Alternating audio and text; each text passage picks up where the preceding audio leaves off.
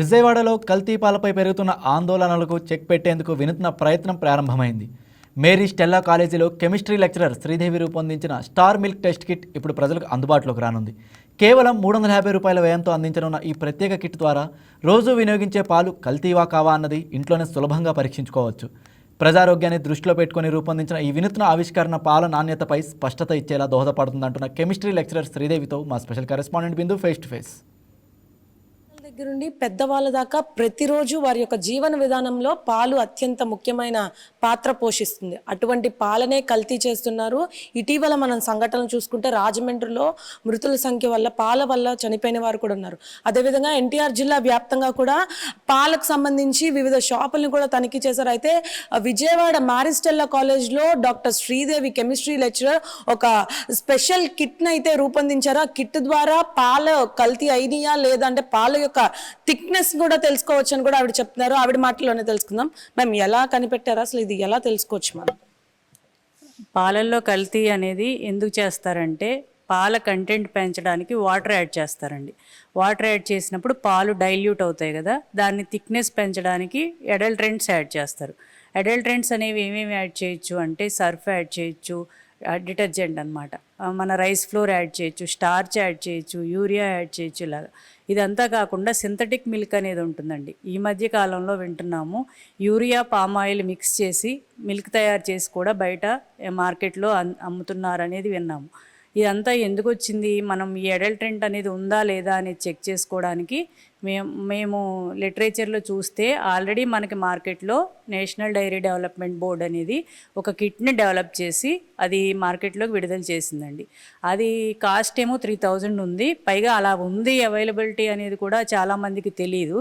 అది తెలియజేయడం కోసం మా స్టూడెంట్స్కి మేము ఈ కిట్ అనేది తయారు చేసి ఈ రియేజెంట్స్ అనేవి తయారు చేసి టెస్ట్ చేసుకోవడం ఎలా, పాలల్లో ఆ అడల్ట్రెంట్ ఉందా లేదా అనేది టెస్ట్ చేసుకోవడం ఎలా అని ల్యాబ్లో ఎక్స్పెరిమెంట్ చేయించామండి. రతన్ టాటా ఇన్నోవేషన్ హబ్ వాళ్ళు వచ్చి మాకు మీరు ఇది స్టార్టప్గా డెవలప్ చేయండి, ఒక కిట్ని రూపొందించండి, అది మార్కెట్లోకి ప్రొడక్షన్ చేసుకుందరు, ముందు కిట్లో ఫామ్లో దీన్ని తీసుకురండి అని సజెస్ట్ చేశారండి. అప్పుడు మేము ఈ కిట్ని తయారు చేసాము.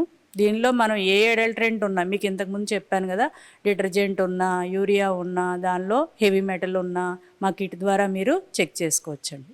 అదే మేము ముఖ్యంగా కిట్కి సంబంధించి ఇది అవగాహన కలగాలి. ఫస్ట్ ప్రజల్లోకి కిట్ అనేది వెళ్తే అంటే పాలు కంటామినేట్ అయ్యాయో లేదో ప్రతిరోజు చెక్ చేసుకోవాలంటే కుదరదు కదా, అంటే ఈ కిట్ ఎలా ఉపయోగపడుతుంది? ప్రతిరోజు మీరు టెస్ట్ చేసుకోవాల్సిన అవసరం లేదండి. మీరు ఒక వెండర్ని నమ్మి అతని దగ్గర పాలు కొనుక్కోవడం స్టార్ట్ చేశారు కదా, అలా స్టార్ట్ చేసినప్పుడు ఈ కిట్ అనేది మేము మార్కెట్లోకి 350 రూపీస్కి ఇద్దామనుకుంటున్నాము. అది దానికి అవసరమైన ఎక్విప్మెంట్ అంతా కూడా దానిలోనే ఉంటుంది. జస్ట్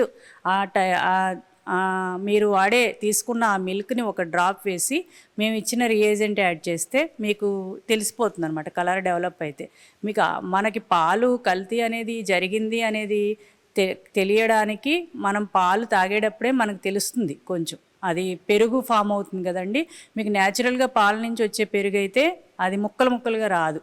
ఇది ఇలా అయితే కనుక మనకి అది మజ్జిగ చేసుకున్నప్పుడు పల్చగా రాదు, కొంచెం ముక్కలుగా వస్తుంది. అవన్నీ మీకు అనుమానం వచ్చినప్పుడు మీరు ఇందులో అడల్ట్రెంట్ ఉంటుందేమో అని మీ ఆరోగ్య భద్రత కోసం మా కిట్ను ఉపయోగించి మీరు టెస్ట్ చేసుకోవచ్చు. అంటే మీరు చెప్పిన విధానంతో పాటు ఇప్పుడు ఎక్స్పెరిమెంట్ అయితే చేశారు. ఏ కలర్ వస్తే పాలు కల్తీ అని తెలుస్తుంది, ఏ కలర్ వస్తే పాలు కల్తీ లేవని తెలుస్తుంది? అంటే మనకి రకరకాల అడల్ట్రెంట్స్ ఉన్నాయి కదండి, అడల్ట్రెంట్ను బట్టి కలర్ అనేది వస్తుంది. హెవీ మెటల్ మెర్క్యూరీ ఉంటే కనుక వైట్ ప్రెసిపిటేట్ వస్తుంది. అదే యూరియా ఉంటే కనుక దానికి యూజ్ చేసే రియేజెంట్ ఇక్కడ ఇలా చూడండి. ఇది నార్మల్ మిల్క్ కనుక మా రియేజెంట్ యాడ్ చేస్తే దానిలో అడల్ట్రెంట్ లేకపోతే ఈ వైట్ కలర్ వస్తుంది. అదే అడల్ట్రెంట్ ఉంటే కనుక ఈ వైలెట్ కలర్ వస్తుంది అనమాట. మీకు ఈ వైలెట్ కలర్ ఫామ్ అయింది అంటే దానిలో అడల్ట్రెంట్ ఉన్నట్టు.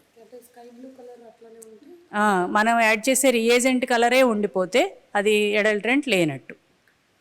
సో చూసారు కదా, ముఖ్యంగా పాలు కల్తీ అవుతున్నాయా లేదా అని టెస్ట్ చేయడానికి ప్రత్యేకమైన కిట్ని అయితే వీళ్ళు రూపొందించారు.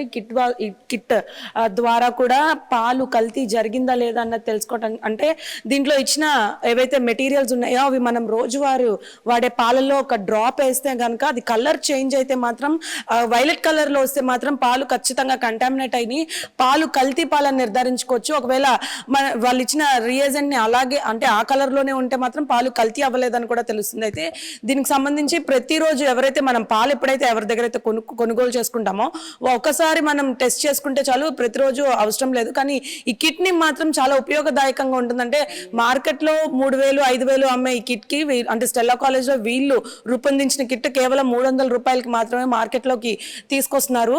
అంతేకాకుండా ప్రజలకి చాలా వరకు పాలు ఒక టెస్ట్ చేసిన తర్వాత కల్తీ పాలా లేదా అనే ఒక అవగాహన కూడా ఏర్పడుతుందని కూడా చెప్తున్నారు. ఇది ఇక్కడ పరిస్థితి.